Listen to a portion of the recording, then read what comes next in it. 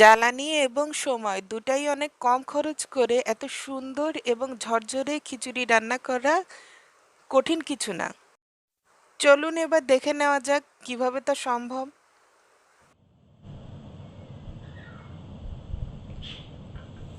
প্রথমে গ্যাসের চুলায় প্রেসার কুকারে 1 টেবিল চামচ পরিমাণ তেল দিতে হবে। এরপর তাতে 1 কাপের মতো পেঁয়াজ কুচি দিয়ে খুব ভালোভাবে নাড়তে হবে। পেঁয়াজটা যখন একটু নরম নরম হয়ে আসবে তখন দিতে হবে কিছু গরম মশলা, মানে কিছু এলাচ, দারুচিনি, এগুলা।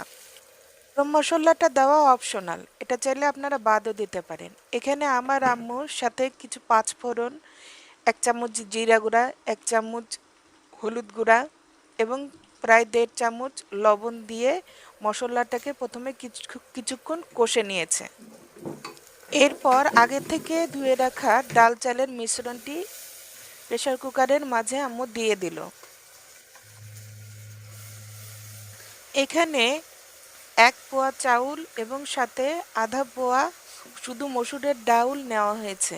এই পরিমাণটা 2 জনের জন্য যথেষ্ট। পরিবারের সদস্য সংখ্যার কম বেশি অনুসারে আপনারা নিজেদের ইচ্ছা মতো চাউল এবং ডাউলের পরিমাণ কম বেশি করে নিতে পারেন। এরপর সব মিশ্রণগুলোকে কিছুক্ষণ ভালো করে নেড়েচেড়ে ভেজে নেওয়ার পরে তাতে পানি যুক্ত করতে হবে। এখানে পানি দেওয়া হয়েছে প্রায় 2.5 কাপের মতো।